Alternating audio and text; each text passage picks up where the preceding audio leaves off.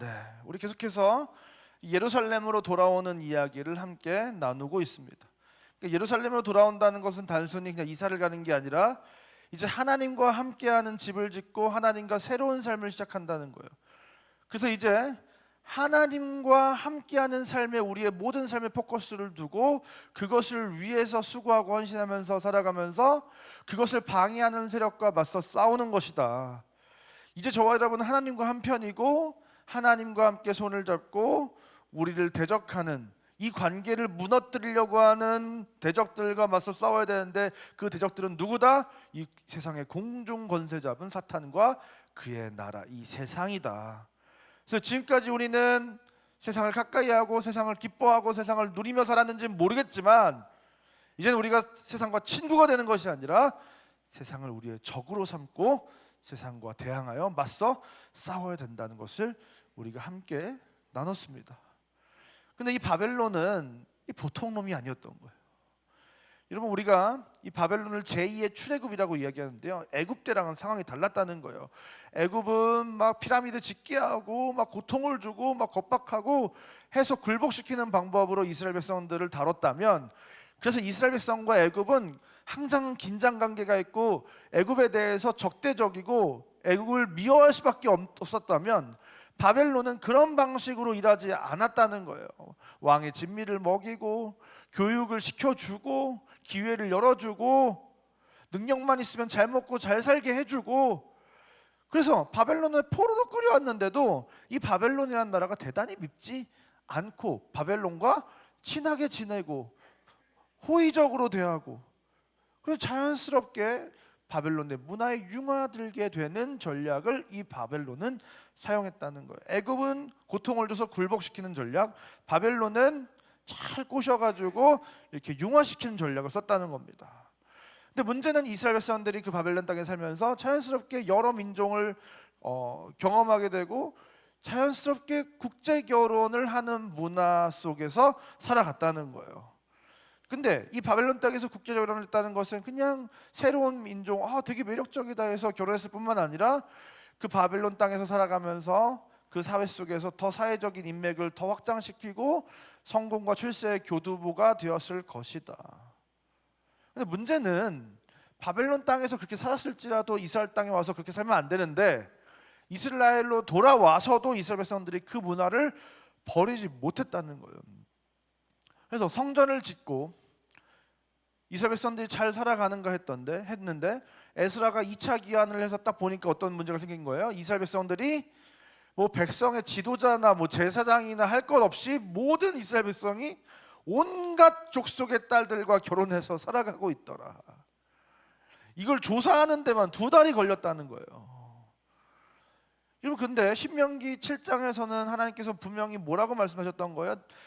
절대로 이방 여인과 결혼하지 말고, 왜 결혼하지 말아야 되냐? 그가 내 아들을 유혹하여 그가 여호와를 떠나고 다른 신들을 섬기게 함으로 여호와께서 진노하사 너희를 멸절하실까 함이라. 가나안 땅에 가면 절대로 그들과 약속도 하지 말고 거래도 하지 말고 그들을 불쌍히 여기는 마음도 갖지 말고 그들에게 행복과 평화도 빌지 말고 절대로 혼인하면 안 된다고 말씀하셨던 거예요. 왜냐하면 이건 불 보듯이 뻔한 거예요. 그냥 불이 오면 그냥 계속 타가는 것처럼 이 거대한 세상의 물결과 파도와 불길을 막아설 수가 없는 겁니다. 자연스럽게 우리도 불타 소멸되게 되는 겁니다. 그 이방의 물결에 완전히 뒤섞이게 된다는 거예요. 그래서 에스라 9장 2절은 이 상황을 정확하게 뭐라고 표현을 하고 있느냐? 그들의 딸을 맞이하여 아내와 며느리로 삼아 거룩한 자손이 그 지방 사람들과 섞이게 된다는 거예요. 거룩한 자손은 구별되어서 하나님께서 세우신 자손들이잖아요. 특별하게 따로 불러다가 구별하여 세운 자손들이라고요. 근데 그 사람들이 섞이면 돼야 안 돼요? 구별했는데 안 되잖아요. 근데 섞이게 된다는 거예요. 이거 절대 안 된다는 겁니다. 여러분, 지난 시간에 제가 말씀드렸죠. 똥통에 들어가서 여러분 똥통에 들어갔는데 거기서 똥 안 묻을 자신 있으세요? 없어잖아요. 이거 진짜 막 최선을 다해서 조심했다고 생각해 보세요. 나오면 어떻게 되는 거예요? 똥 냄새가 내 온몸에 나요, 안 나요? 옛날에 똥가 안에 들어가면 다 묻어나잖아요.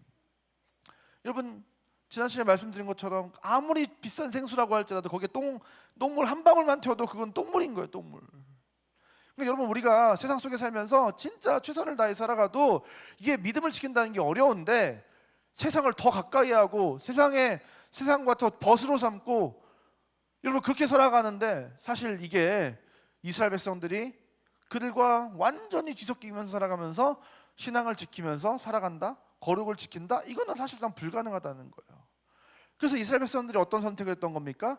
이혼해라 하고 완전히 세상을 끊어버린 거예요. 그래서 이방 여인들을 다 자기 나라로 돌려보냈잖아요. 근데 이게 너무한가? 너무 과도한 처사가 아닌가? 이미 결혼했는데 어떻게 잘 살도록 절대로 이렇게 선을 넘어가지 않도록 해야지, 그렇게 해서 되는가? 안 된다는 거예요.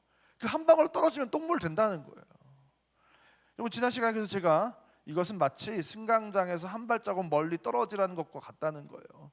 1cm 앞에 서도 안 죽지만 잘못하면 죽는다는 거예요. 그러니까 반드시 한 발자국 더 물러서는 것이 훨씬 더 우리로 하여금 신앙과 경건을 지킬 수 있도록 해준다.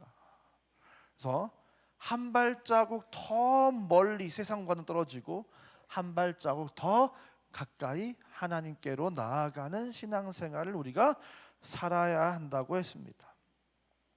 여러분, 그래서 우리가 오늘 한 시간 함께 살펴볼 내용은 무엇이냐면, 그렇다면 우리가 돌아가야 하는, 우리가 더 이렇게 이방 여인을 끊어내면서 우리가 회복해야 되는 그 본질이 무엇인가에 대해서 우리가 함께 더 나아보려고 합니다. 이스라엘 백성들이 이제 놀라운 개혁 운동을 이제 에스라로부터 시작을 합니다. 근데 이 개혁 운동은 단순히 예루살렘으로 돌아오는 것인가? 돌아와서 성전을 건축하는 일, 이 일이 개혁의 핵심이었는가? 아니면 이 에스라 느헤미야서를 쭉 보면 마지막에 에스라를 지나서 느헤미야가 성벽을 재건하는 일, 이것이 이스라엘 백성의 개혁의 핵심이었는가? 물론 성전 건축은 그 개혁의 시작이었고 성벽 건축은 그 개혁의 마침이 된 것은 사실이지만, 중요한 것은 그 사이에 있는 굉장히 핵심적인 요소가 있었다는 겁니다. 원래 에스라 느헤미야는 하나의 책이었어요. 근데 나중에 이제 예를 들어서 이런 거예요. 고린도전서, 고린도후서처럼 1권, 2권으로 나눠져 있는 책과 같은 거예요. 근데 라틴어 성경이 번역되면서 이것을 에스라서, 느헤미야서로 이렇게 이름을 나누니까 다른 성경책인 것 같지만 사실은 에스라와 느헤미야는 한 권이라고 생각하시면 됩니다. 그래서 핵심 인물, 1서는 핵심 인물이 에스라니까 에스라서, 2서는 핵심 인물이 느헤미야서니까 느헤미야서라고 이렇게 이름을 붙인 거예요. 근데 이 에스라, 느헤미야는 한 책으로 봐야 이해되는 부분들이 있습니다. 그러니까 이 두 권을 따로 보면 어떻게 되는 거야? 아, 에스라서는 성전을 짓는 이야기구나, 느헤미야서는 성벽을 재건하는 이야기구나, 이렇게 할 수 있는데, 생각을 해보세요. 성전은 에스라가 지은 게 아니에요. 성전은 스룹바벨과 예스야를 중심으로 지은 겁니다. 그런데 성전을 짓는 이야기인데 에스라가 뭐가 중요하다고 에스라가 성경의 제목이 되었는가? 이것이 이상한 것이죠. 그래서 우리는 이 에스라, 느헤미야를 구조적으로 다시 한번 분석을 해보도록 하겠습니다. 표를 보시면 에스라와 느헤미야의 시작과 끝은 하나님의 집을 재건하라, 하나님의 집을 봉헌하라 라는 주제로 이렇게 둘러싸여져 있고요. 그것을 바로 앞에 이제 가운데 포로 귀환자 명단이 중복해서 동일한 이름이 등장을 합니다. 이렇게 샌드위치로 계속 이게 들어가고 있는 거예요. 그 다음에 C를 보면 스룹바벨에서 성전을 재건하는 장면, 그리고 느헤미야서에서는 성벽을 재건하는 장면이 등장합니다. 그리고 중요한 건 뭐냐?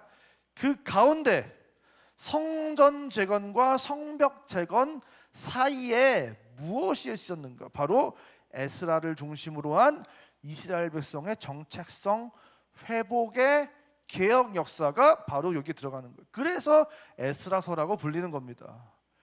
도대체 그러면 이스라엘 백성들이 회복해야 될 정체성이 무엇인가? 여러분, 이제 A와 A 프라임을 보시면 이스라엘 백성 계속 표 띄워주세요. 네. A와 A 프라임을 보시면 이제 하나님의 집을 세우고 이제 하나님의 집을 완성하는 이스라엘 백성 공동체. 그래서 하나님을 중심으로 살아가고 하나님을 중심으로 이제 확장되기까지 해야 되는 이스라엘 백성의 정체성을 담고 있고요. 그러려면 포로기환 BP 프라임 이제 바벨론으로부터 돌아와야 된다는 거예요. 그러면 돌아와서 뭘 해야 되냐? 하나님과 함께할 성전을 지어야 되고 또 이스라엘이 살아가는 공동체의 바운더리인 성벽을 견고히 해서 이스라엘 백성의 공동체성을 확고히 해야 되고 더 나아가서 그 벽은 영적인 의미로 나중에는 이것이 점점 더 확장되는 하나님 나라의 완성을 상징합니다. 그러기 위해서 우리는 어떤 백성으로 살아가야 하는가가 바로 X에 담겨져서 이제 우리의 정체성은 무엇인지를 확인해야 되는 것입니다. 근데 이 정체성을 회복하는 과정이 바로 지난주 우리가 함께 나눴던 이방 여인을 끊어내라는 말씀이에요. 그래서 정체성 회복은 이방 여인을 끊어내는 것으로 그 결과가 도출되었다는 거예요. 그런데 이것은 결과고 중요한 건 이 정체성을 회복하는 이 과정이 중요합니다. 오늘은 바로 이 과정에 대해서 한번 살펴볼 텐데요. 여러분, 이스라엘 백성이 먼저 성전을 건축할 때도 그 건축을 하는 원리가 있었어요. 에스라 6장 14절 말씀을 다 같이 읽도록 하겠습니다. 시작.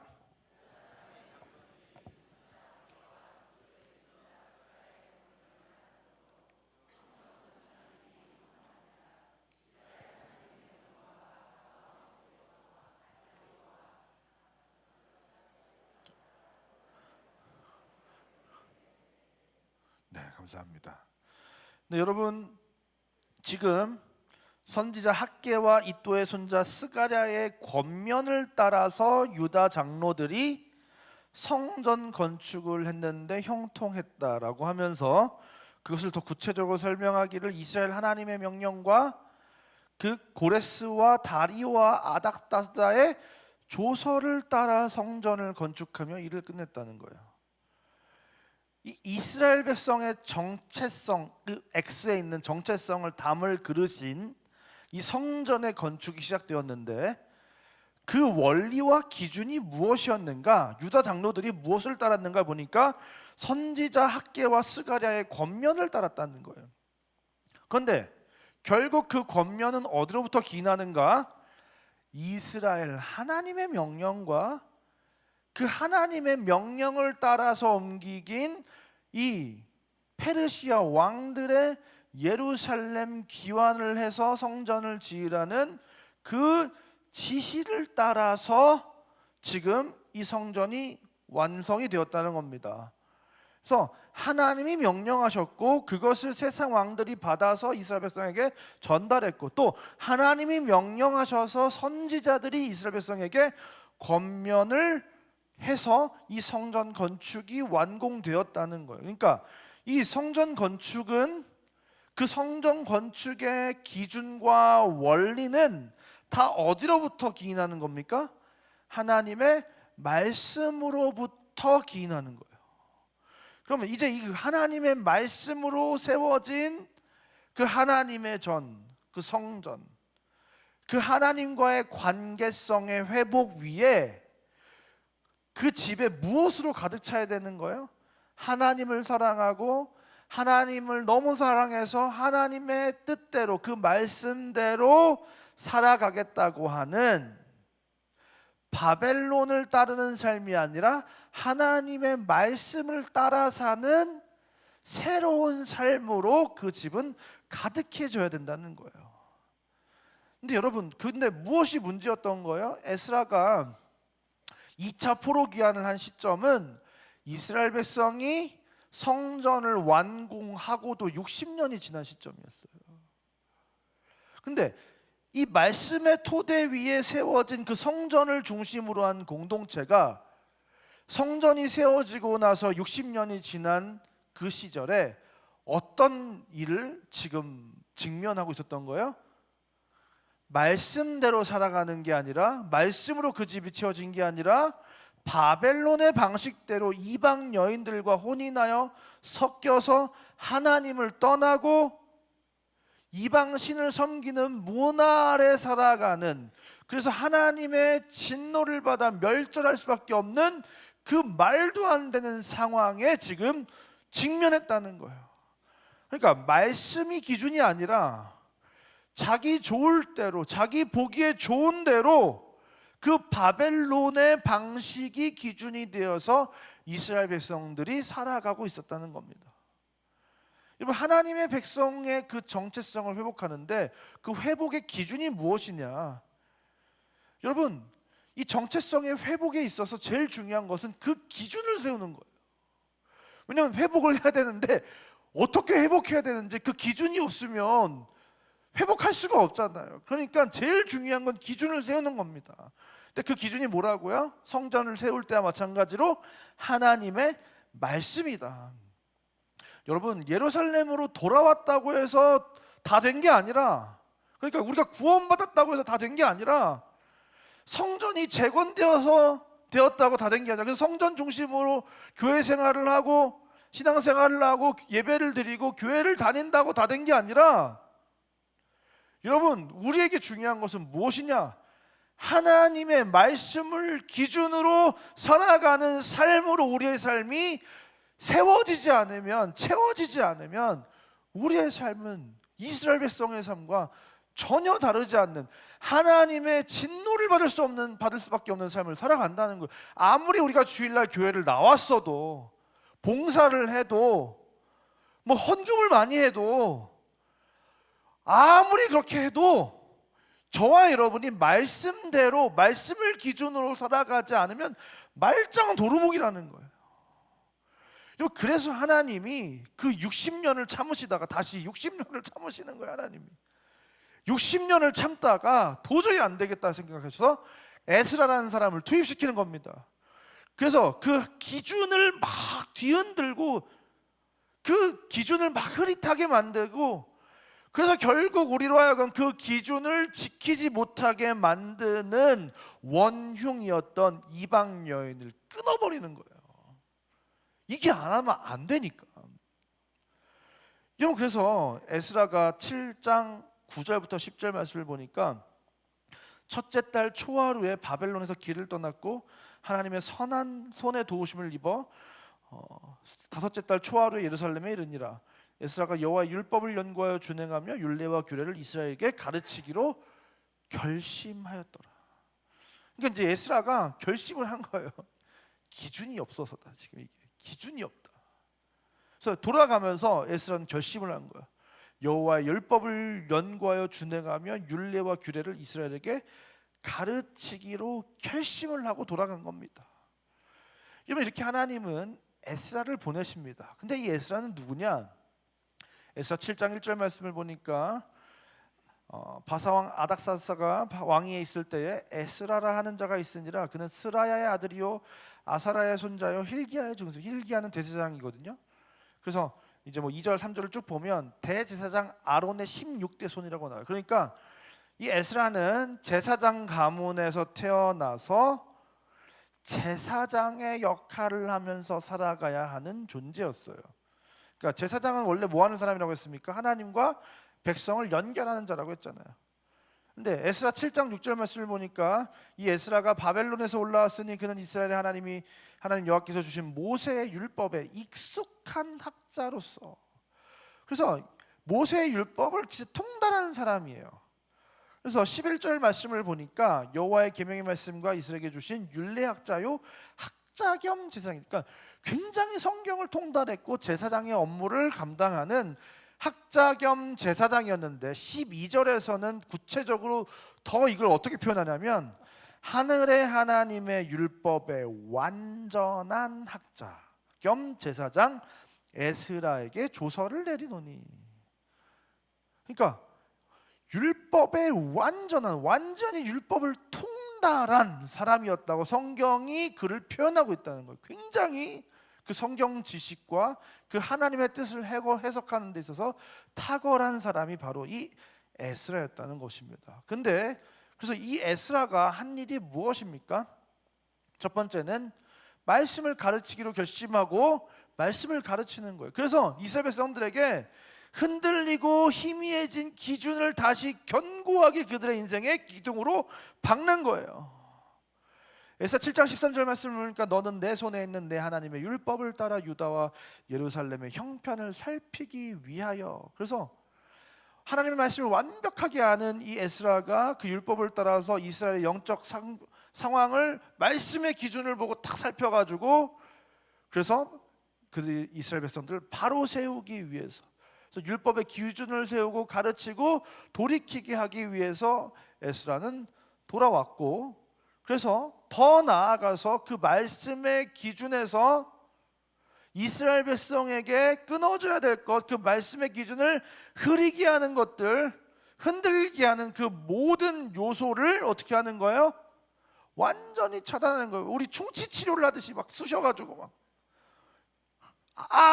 하지만 계속 완전히 박멸을 하는 겁니다. 그래서 이방 여인을 이스라엘 백성 가운데서 끊어내는 작업을 했던 거예요. 그리고 이제 말씀대로 살아갈 수 있도록 계속 옆에서 그 이스라엘 백성들을 독려합니다. 유월절을 지키게 하고 초막절을 지키게 하고 세워진 성전을 중심으로 신앙생활을 잘할 수 있도록 성전에서 일하는 자들을 정비하는 일을 또한 했습니다. 그러니까 에스라가 보니까 성전을 다시 세웠는데도 60년 동안 이스라엘 신앙이 또 다시 무너진 건 말씀이 없어서였구나.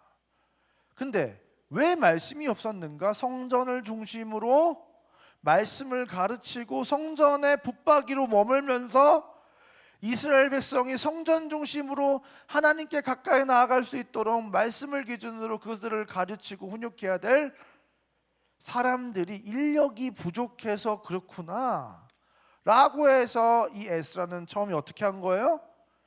8장 15절과 17절을 보니까 내가 무리를 아와로 흐르는 강가에 모으고 거기서 3일 동안 장막에 머물며 백성과 제사장들을 살핀즉 그 중에 레위 자손이 한 사람도 없는지라.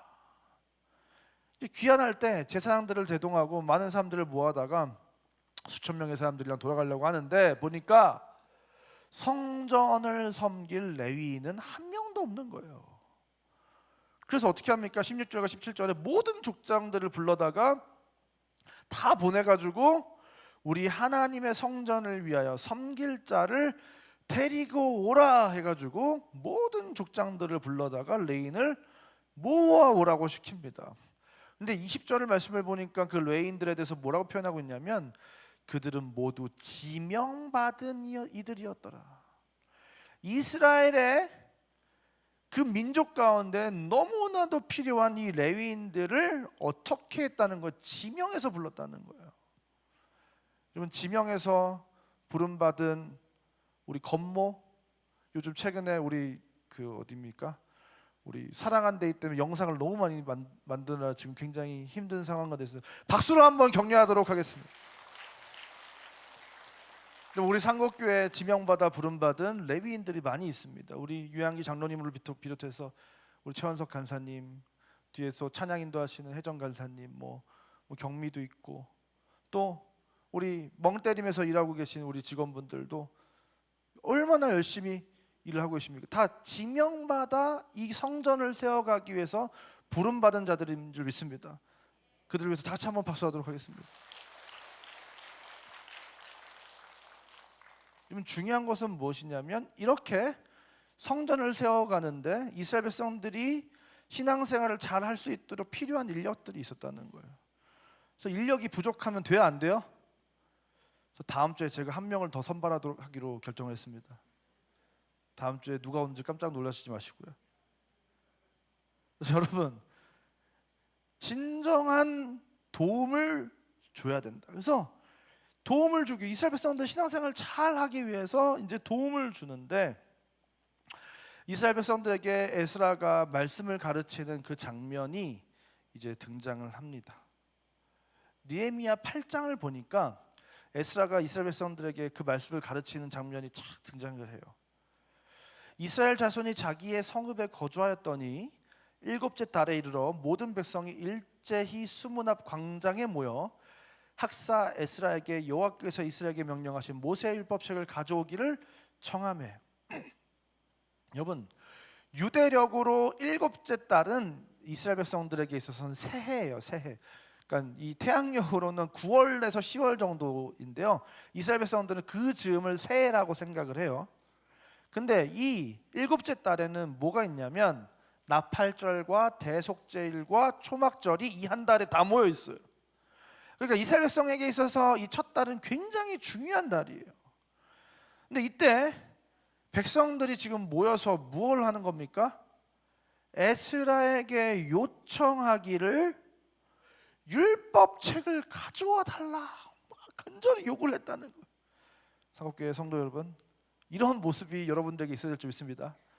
저를 찾아오셔서 목사님 성경을 가르쳐 주십시오 막 이렇게 찾아오셔야 되는 거예요. 그래서 에스라가 가르치려고 한 것도 아니고 이스라엘 백성들이 에스라한테 달려와가지고 율법책을 가지고 찾아와 달라고, 나와 달라고 한 거예요.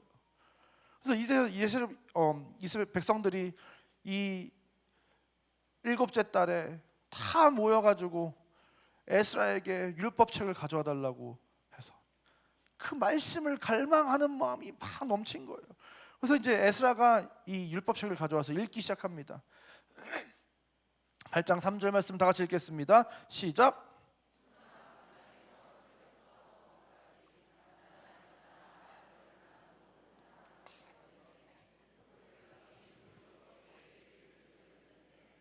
네. 남자나 여자나 알아들을 만한 사람들은 다 모여가지고 새벽부터 정오까지 말씀을 듣기 시작한 거예요. 근데 이어서 나오는 4절을 보면 에스라가 이제 특별히 지은 나무 강단을 이렇게 딱 만들어가지고 거기다 딱 서는데 그때 옆에 막 제사장들이 쫙 도열을 해요. 도열. 오늘날 치면 이제 목사님 말씀 전하면 옆에 뭐 부교육자들 그냥 막 다 서는 거예요. 그러면 딱 에스라가 딱 율법책을 딱 펴는 순간 이 자리에 있는 모든 이스라엘 백성들이 갑자기 펴자마자 딱 일제히 딱 이 자리에서 일어납니다. 그러면 이제 이 에스라가 막 하나님을 막 찬양하고 막 송축합니다. 그러면 모든 백성이 막 손을 들고 아멘 아멘 하면서 엎드려서 하나님을 경배해요. 근데 여기서 굉장히 중요한 건 무엇이냐? 여기 우리의 예배 장면이랑 굉장히 흡사하잖아요. 그래서 그냥 에스라가 율법책을 낭독하고 설교를 하는 장면, 뭐 찬양을 하는 장면, 엎드려서 경배하고 또 기도하는 장면, 이건 우리의 예배 생활과 크게 다르지가 않아요. 근데 7절과 8절 말씀이 굉장히 인상적인데요. 7절과 8절 말씀 다 같이 읽겠습니다. 시작.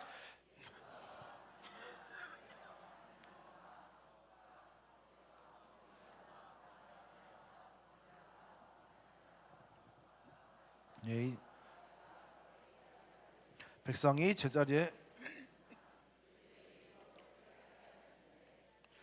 율법책을 낭독하고 그 뜻을 해석하여 낭독하는 것을 다 깨닫게 하니, 에스라가 이제 설교를 하면 그걸 가지고 어떻게 하냐면 쫙 도열돼 있던 이 제사장들과 레위인들이 구석구석을 찾아가서 어떻게 한 거예요?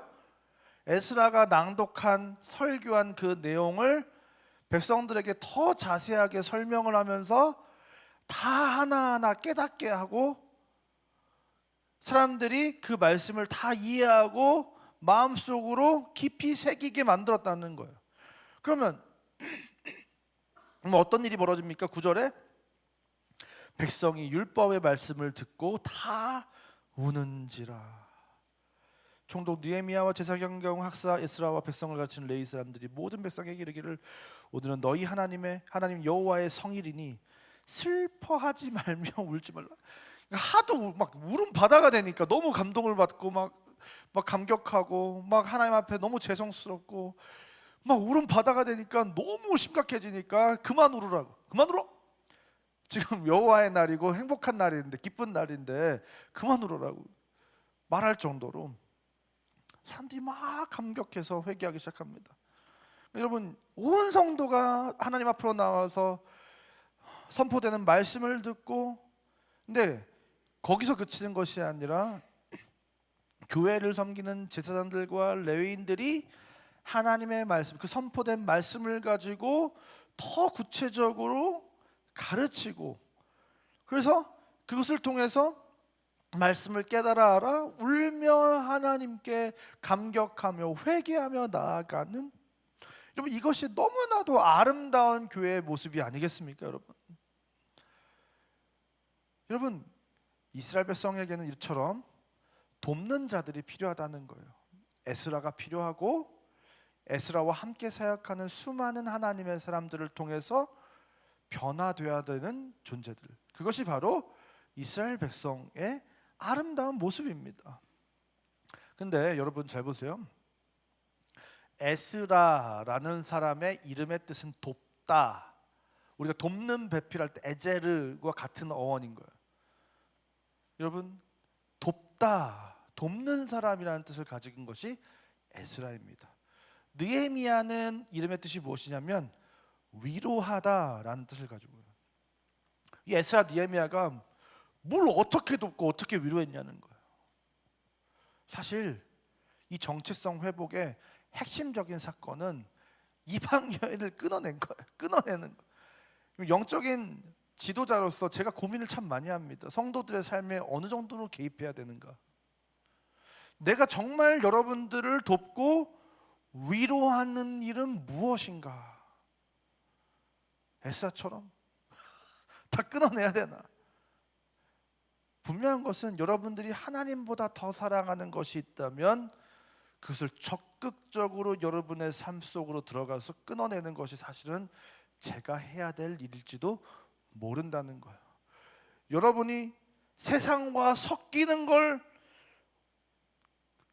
완전히 가로막아서는, 어쩌면 여러분들이 굉장히 불편하고 시험이 들 만큼 분명한 하나님의 말씀을 여러분의 삶 앞에 그 기준점을 들이대는 것, 사실은 그게 여러분의 인생을 진짜 돕는 것일 수도 있겠다는 생각을 해요.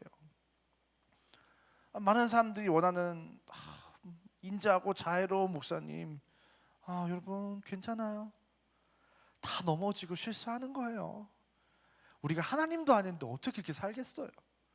목사님 너무 작작하지 마시고, 하나님은 그래도 집사님 사랑하는 거 알죠? 하나님 다 용서하세요. 다시 예배 드리자. 여러분 이게 틀린 말은 아닌데, 그게 진짜 위로인가?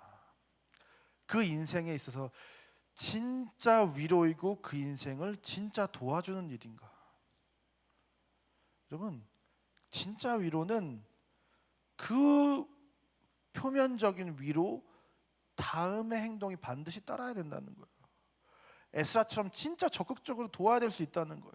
변화의 기준을 분명히 세워주고 다시는 똑같은 죄악을 범하지 않을 수 있도록 옆에서 계속해서 독려하고, 그것이 안 될 때는 따끔하게 충고하기도 하고, 심각한 상황에서는 더 적극적으로 지도하는 모습이 필요하다는 것이죠. 옆에서 우리 이제 PT를 받으면 어떻게 해요? PT 코치들이 뭐 이렇게 자세를 어떻게 해야 되고 막 하나하나 다 알려주면서 우리가 그렇게 운동을 통해서 근육이 이렇게 붙을 수 있도록 옆에서 도와주는 것처럼, 그렇게 목회자는 성도들의 삶에서 더 가까이 나아가서 그들의 삶이 정말로 그렇게 살아낼 수 있도록 그 변화할 수 있는 근력을 키워주고, 성령의 도우심을 받기 위해서 함께 기도해주고, 그들의 삶을 점검해주고 권면하고 지도하며 그렇게 살도록 도와야 된다는 거예요. 여러분 생각을 해보세요. 아픈 사람한테 잘 될 거야, 괜찮을 거야, 이 말로만 하는 게 진짜 위로가 되겠냐는 거예요.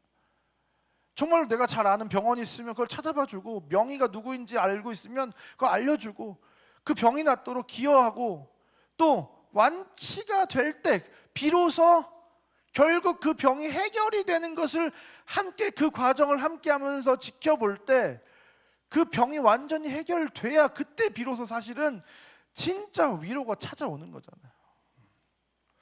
여러분 올 한 해 우리가 계속해서 사사기 말씀을 시작으로 우리가 말씀을 묵상하면서 이스라엘은 하나님의 말씀이 없어서 망한다는 것을 좀 깨닫고 성경 통독을 하면서 우리가 계속 이렇게 나아가고 있습니다. 여러분 그 말씀이 왜 없어졌는가? 그것은 말씀을 가르치는 제사장이 없어서였고, 그로 인해서 이스라엘 백성들은 망할 수밖에 없었다는 거예요. 그래서 우리가 계속 이 통독을 하고 있는데 제 마음속에서도 제 1년의 과정, 온 성도가 에스라가 그 성경을 낭독하듯이 낭독하는 이 과정을 거치면서 제 마음속에서 하나님께서 주시는 감동이 있는 거예요. 내가 이제 성도님들을 조금 더 적극적으로 도와야겠다. 그래서 어떻게 도와야 되냐? 에스라처럼 도와야겠다. 여러분, 에스라가 처음 이스라엘 백성에 갈 때 에스라한테 뭐라고 명령했는지 아세요? 7장 25절부터 26절을 보면 에스라야, 너는 내 손에 있는 내 하나님의 지혜를 따라 내 하나님의 율법을 아는 자를 법관과 재판관을 삼아 강 건너편 모든 백성을 재판하게 하고 그중 알지 못하는 자는 너희가 가르치라. 무릇 내 하나님의 명령과 왕의 명령을 준행하지 아니하는 자는 속히 그 죄를 정하여 혹 죽이거나 귀양 보내거나 가산을 몰수하거나 옥에 가둘 자. 이게 에스라의 미션이에요. 돌아가서 말씀을 가르치고 말씀대로 그 기준에 어긋나면 죽이거나 귀양을 보내거나 가산을 몰수하거나 옥에 가두라는 거예요. 이 에스라가 예루살렘으로 돌아와서 이스라엘 백성들에게 해야만 했던 일이에요. 근데 그것은 이스라엘 백성에게 너무나도 필요한 일이었습니다. 그것은 하나님이 에스라에게 하나님의 사람들을 통해서 명령하신 일이었어요. 여러분, 어떤 목사님이 이제 목회를 하시는데 권사 임직을 했대요. 내년에 아마 권사 임직을 하게 될 텐데, 한 권사님이 검사 임직을 받고 권사 임직을 받을 때 목사님이 권사님들은 꼭 기도해 주셔야 됩니다 하면서 새벽 기도를 하겠다고 다 결단을 했대요. 근데 한 권사님이 새벽 기도를 잘 나오시다가 어느 날부터 안 나오시는 거예요. 그래서 이 권사님이 왜 안 나오시나 봤더니 새벽에 고추밭을 얼마나 크게 하시는지, 그 고추밭을 돌보신다고 고추 농사가 너무 잘 되니까 신나가지고 새벽 예배를 안 나오고 고추 농사를 열심히 하셨다는 거예요. 그래서 목사님이 고민을 하다가 그날 밤에 고추밭에 가서 고추대를 낫을 들고 다 끊어버렸대. 굉장히 유명한 이야기입니다. 그래서 막 난리가 난 거예요. 누가, 어떤 놈이 이 고추밭을 이렇게 만들라고 막 난리가 나가지고 딸이 이제 목사님 찾아가라고, 그래서 목사님 찾아가서 어떻게 하냐면 이거 하나님 어떻게 이럴 수 있냐고 막 이제 막 난리가 난 거예요. 그래서 목사님, 어떤 죽일 놈이 이 고추대를 다 뽑아버렸다고. 그래서 목사님, 그 죽일 놈이 접니다 라고 했다. 아니 목사님이 왜 내 고추밭을 뽑냐고 막 그러시니까, 권사님 권사 임직을 받으시고 지금 이 고추밭 때문에 권사님 지금 막 심장이 막 떨리고 막 다리가 후들거리고 막 울분을 토하시는데, 그럼 권사 되시고 고추 농사 잘 돼서 기쁜 거 말고 영혼 구원받고 영혼이 세워지고 하나님의 나라가 세워지는 것 때문에 이렇게 흥분하신 적 있으시냐고. 한 영혼이 구원받아야 되는데 처 지옥과 절망으로 떨어지는 걸 보면서 탄식하시면서 이렇게 심장이 벌렁벌렁 거리신 적이 있으시냐고 목사님이 그렇게 권면을 하셨대요. 그리고 그 권사님이 다시 새벽 기도를 회복하시고 내년에 고추 농사가 더 풍성하게 열렸다는 이야기가 있습니다. 사랑하는 상국의 성도 여러분, 여러분의 고추밭은 무엇입니까? 하나님과 멀어지게 하고 하나님을 섬기는 일을 멈추게 하고 하나님보다 더 사랑해서 더 몰두해서 하나님과 세운 그 기준보다 더 나은 기준이라고 생각하고 그것을 따라가게 하는 그것이 저와 여러분에게 무엇입니까?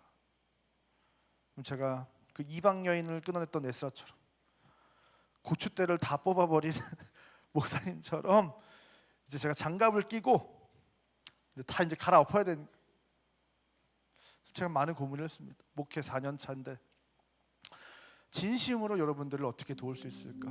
에스라처럼 이제 말씀을 낭독했는데 1년 내내 성경 통독을 시작했는데 이제 어떻게 해야 될까 고민하면서 기도하는데 막 에스라처럼 막 교회 안 나오면 막 잡아다 족치고 막 고추 다 따고 막 예배 시간에 막 핸드폰 보고 있으면 핸드폰 집어 던지고 막 그렇게 하겠다는 게 아니라 이 말씀을 제 마음에 먼저 새겨서 에스라가 말씀을 전하고 그 사람들 구석구석의 레위인들과 함께 그들에게 말씀을 더욱더 깊이 가르쳤던 것처럼 그들의 삶과 더 가까이에서 하나님의 말씀을 선포할 뿐만 아니라 그 말씀을 그들의 삶과 연결시켜 줘야 되겠다. 그래서 이 설교하는 일도 참 중요하지만 그 레위인들이 했던 역할을 이제 감당해야 되겠다. 그래서 여러분들의 삶 속으로 조금 더 가까이 나아가서 여러분들과 조금 더 가까이 1대1로 소그룹으로 말씀을 가르치고 깨닫게 하는 일들을 이제 감당할 때가 되었구나라는 생각을 했습니다. 그래서 사실 최근에 굉장히 많이 고민하고 기도하는 가운데 상곡교회 훈련 프로그램인 IM스쿨 파라키 커리큘럼을 완성했습니다. 그래서 이제 구체적으로 보면 첫 번째는 이제 새가족 교육 I'm Home이라는 새가족 교육이 있고요. 두 번째는 I'm New, 우리가 이제 새로운 삶을 살아야 된다. 어떻게 살아갈 것인가. 3학기는 I am Bible 해가지고 캐스케뎀트라고 하는 굉장히 좋은 성경 공부 프로그램이 있습니다. 그래서 성경을 가르쳐주고 4학기는 I am Creed라고 해서 내가 무엇을 믿는지 교리 교육을 할 것이고요. 5학기는 나는 누구인가 첫 번째 시간이고 2학기는 나는 누구인가 두 번째 시간.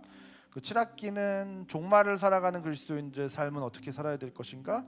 그리고 마지막은 우리 세상 속에서 I am Church 성도로서 어떻게 살아가야 할 것인가. 이 8학기의 커리큘럼을 만들었습니다. 그래서 여러분들 내년에 이제 2학기 I am New를 여러분들 새 가족은 아니시니까 I am New를 제가 요즘 몇 주 과정으로 정확하게 이제 만들어야 될지 고민 중인데 아마 한 8주 정도 될 것 같아요. 그래서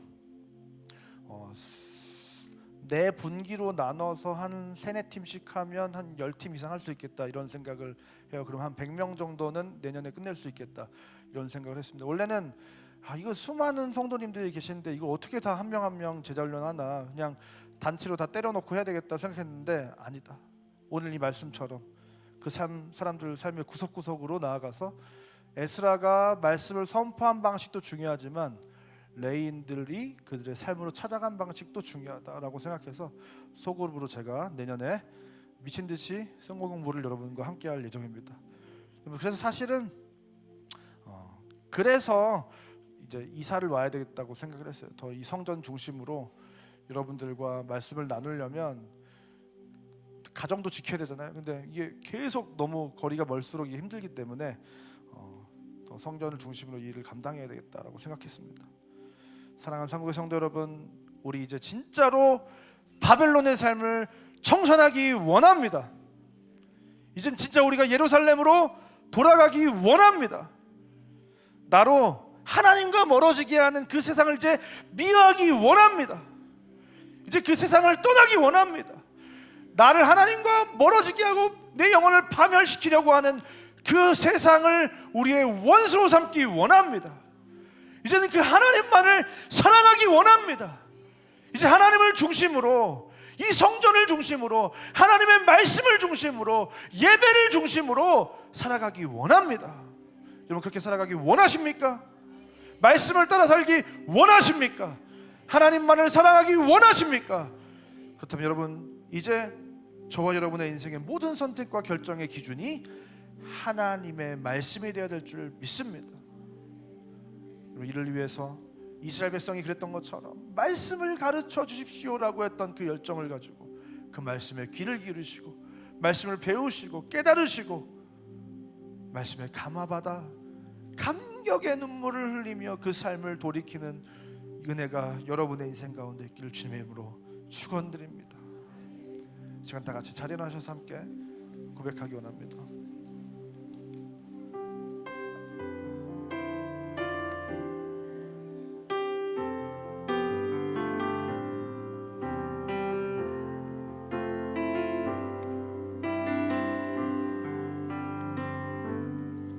주님 말씀하시면 내가 나아가리라. 주님 뜻이 아니면 내가 멈춰서리다.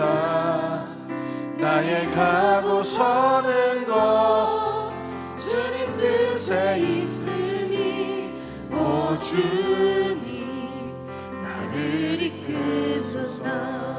주님 말씀하시면 주님 말씀하시면 내가 나가리라. 주님 뜻이 아니면 내가 멈춰서리라. 나의 가고 서는 곳 주님 뜻에 있으니 오 주님 나를 이끄소서. 뜻하신 그곳에 뜻하신 그곳에 나 있기 원합니다. 이끄시는 대로 순종하며 살리니 연약한 내 영혼 통하여 일하소서. 주님 나라와 그 뜻을 위하여 뜻하신 그곳에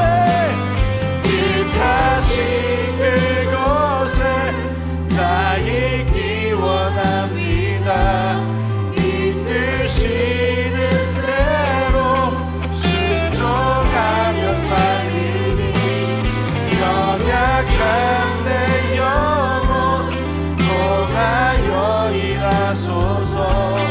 주님 나라와 그 뜻을 위하여 오 주님. 다시 한번 고백하기 원합니다. 주님 말씀하시면 주님 말씀하시면 내가 나가리라. 주님 뜻이 아니면 내가 멈춰서리라.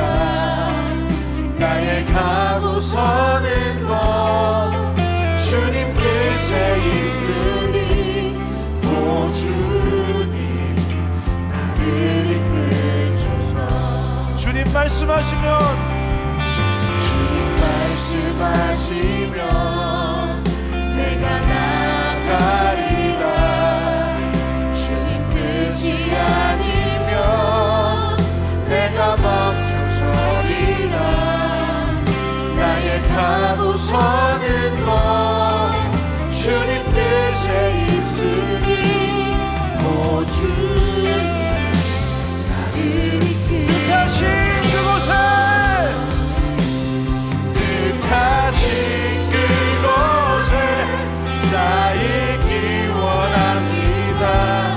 이끄시는 대로 순종하며 살리니 연약한 내 영혼 통하여 일하소서. 주님 나라와 그 뜻을 뜻하신 그곳에 뜻하신 그곳에 나 있기 원합니다. 이끄시는 대로 순종하며 살리니 연약한 내 영혼 통하여 일하소서. 주님 나라와 그 뜻을 위하여 오 주님 나를 이끄소서. 저와 여러분의 인생이 주님이 말씀하시면 나아가고 주님이 말씀하시면 멈추는 말씀을 따라가는 인생이 되길 주님으로 축원드립니다. 오늘 시간 기도할 때 주님 내가 그 말씀을 기준으로 삼고 말씀만을 따라가는 인생이 되기 원합니다. 그 이스라엘 백성이 에스라를 찾아와서 간청했던 것처럼 말씀을 가르쳐달라고 그 말씀을 갈망하는 인생이 되게 해달라고. 그래서 그 말씀을 배우고 깨닫는 가운데 말씀대로 살기로 결단하고 울며 하나님께로 돌아가는 우리 인생이 되게 해달라고. 그로 말미암아 내 마음의 법이 아니라 세상의 법이 아니라 하나님의 법이 우리의 인생을 움직이는 놀라운 인생을 살아가게 해달라고. 시간 다 같이 주의 간절히 부르고 기도하며 나가겠습니다. 주의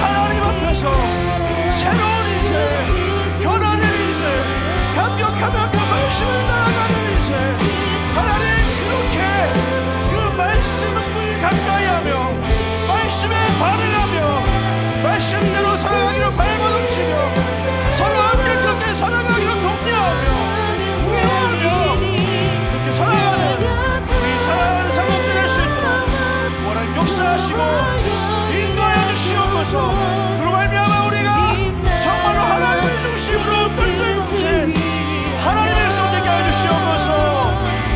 뜻하신 그곳에 나 있기 원합니다.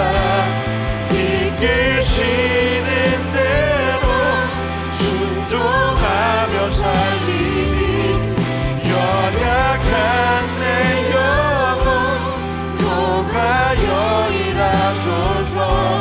주님 나라와 그 뜻을 위하여 오 주님 나를 이끄소서. 우리 자리에 앉으셔서 이렇게 고백했으면 좋겠습니다. 말씀을 따라갑시다. 말씀을 배웁시다. 감사합니다. 오늘 시간 주신 은혜 감사해서 준비한 예물 하나님께 드리는 시간 갖도록 하겠습니다.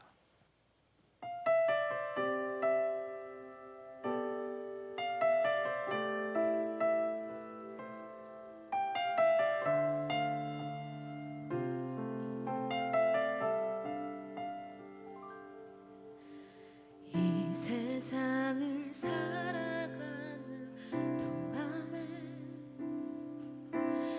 나의 힘을 의지할 수 없으니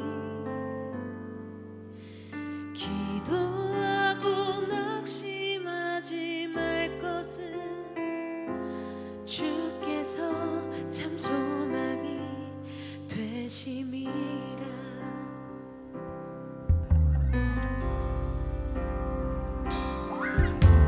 주의 길을 걸어가는 동안에 세상의 것 의지할 수 없으니 감사하고 낙심하지 말 것은 주께서 참 기쁨이 되심이라. 하나님의 꿈이 나의 비전이 되고 예수님의 성품이 나의 인격이 되고 성령님의 권능이 나의 능력이 되기 원하고 바라고 기도합니다. 하나님의 꿈이 나의 비전이 되고 예수님의 성품이 나의 인격이 되고 성령님의 권능이 나의 능력이 되기 원하고 바라고 기도합니다. 원하고 바라고 기도합니다. 네, 오늘 귀한 우리 봉헌한 귀한 가정이 있습니다. 황영성 성도님, 조원주 권사님, 황진아, 박찬영, 황진영, 우리 다 같이 큰 박수로 격려하도록 하겠습니다. 다 같이 기도하겠습니다. 사랑하는 하나님 참 감사합니다. 우리를 너무나도 사랑하셔서 오늘도 우리에게 에스라의 입을 통해서 말씀하셨던 것처럼 귀한 하나님의 말씀을 우리에게 허락하셔서 우리의 마음을 뜨거워지게 하시고 정말로 그 이제 바벨론의 삶을 청산하고 예루살렘으로 돌아가기 원하는 그 갈망을 허락하시고 그 정체성을 회복하기 위해서 그 기준이 되는 말씀을 가르쳐 달라고 하는, 말씀을 배우고 싶다고 하는 그 열망을 우리에게 불어넣어 주신 하나님 너무나 감사드립니다.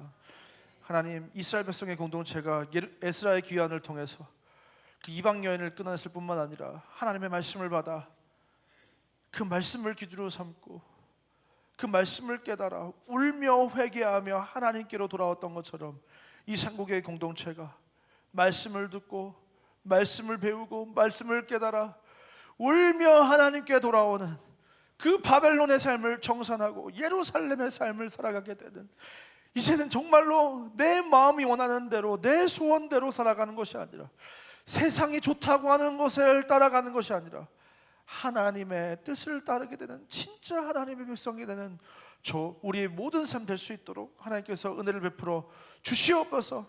하나님, 우리가 그렇게 말씀을 갈망하며 2025년을 지나 2026년에는 말씀을 배우기로 결단합니다. 하나님, 그 말씀을 배울 때에 우리가 정말로 그 말씀대로 살아가기 원하는, 하나님께서 한 번 주신 인생 제대로 살아보기 원하는, 그저 그런 인생으로 겨우 턱걸이로 천국에 들어가는 인생이 아니라 진짜 예수님의 제자로 예수님의 사랑을 받아서 그 예수님 때문에 받은 그 사랑을 내가 주체할 수가 없어서 정말 내가 할 수 있는 최선을 다해서 이 땅의 삶을 살아내고 주님 품으로 돌아왔다고 고백할 수 있는 그런 신앙인으로 살아갈 수 있도록 하나님 우리에게 힘을 주시고 용기를 주시고 지혜를 주시고 의지를 주시고 하나님 결단을 허락하셔서 우리 상국의 모든 성도님들이 그 말씀 안에서 새로운 인생을 경험하는 우리 모두가 다 될 수 있도록 인도하여 주시옵소서. 하나님, 우리 안에 이방 여인을 끊어내게 하여 주시옵소서. 나로 세상과 하나님을 저울질하게 만들고 세상과 하나님을 오가게 만들고 그 세상을 사랑하게 만들고 하나님을 멀어지게 만들고 죄를 사랑하게 만드는 우리 안에 이방 여인이 있다면 그것을 끊어내게 하여 주시옵소서. 그로 말미암아 우리가 그 말씀의 기준을 더욱 강력하게 붙잡고 하나님의 법이, 그 도가 우리의 삶을 이끄는 것을 보는 우리 인생들을 다 될 수 있도록 인도하여 주시옵소서. 귀한 예물 드린 귀한 가정이 있습니다. 이 가정을 기억하여 주시옵소서. 이 가정이 마음이 아니라 생각이 아니라 계획이 아니라 하나님의 말씀을 따라가는 가정 되게 하여 주시옵소서. 주님이 가라고 하시면 가고 주님이 멈춰서라고 하면 멈춰서는 가정 되게 하여 주시옵소서. 그리하여 이 가정이 하나님께서 불기둥과 구름기둥으로 이 인생을 인도하시며 그 광야에 만나와 메추라기로 먹이시는 그 하나님의 인도와 보호하심을 풍성히 누리는 귀한 가정 되게 하여 주시옵소서. 하나님, 하는 모든 일들 가운데 함께 하시고 자녀들의 삶을 기억하셔서 이들이 하나님을 경외하며 하나님을 중심으로 성전을 중심으로 말씀을 중심으로 살아가기로 결단하며 그렇게 살아가는 가운데 하나님께서 허락하시는 놀라운 축복을 받아 그 하나님의 놀라운 축복 속에 그 축복의 통로가 되어 살아가게 되는 귀한 인생들 다 될 수 있도록 인도하여 주시옵소서. 하나님, 드린 예물을 기억하여 주시고 이 예물은 우리가 물질보다 하나님을 더욱더 사랑한다는 우리의 결단이자 우리의 기준이자 각오이자 우리의 모든 것이오니 우리의 마음이오니 이 마음을 기뻐 받아 주시옵소서. 이 예물을 하나님의 놀라운 생명의 역사가 흘러가는 귀한 일에 이 예물을 하나님께서 기뻐 사용하여 주시옵소서. 이제는 우리 구주 예수 그리스도의 은혜와 하나님의 사랑과 성령 하나님의 감화 감동 위로교통 충만 우리 안 내주하시는 역사가 오늘 이 시간 말씀을 갈망하며 말씀 앞에 나아가 말씀을 배우고 깨닫고 말씀 앞에 감복하여 울며 회개하며 주님께로 돌아가며 그 말씀을 따라 살아가는 인생으로 변화되기로 결단하고 돌아가는 이 자리에 모인 모든 하나님의 백성들 머리 위에 지금도 그 하나님의 법을 온 세상 열방 가운데 전하는 수많은 하나님의 사람들 머리 위에 이제부터 영원까지 함께 있을지어다. 아멘.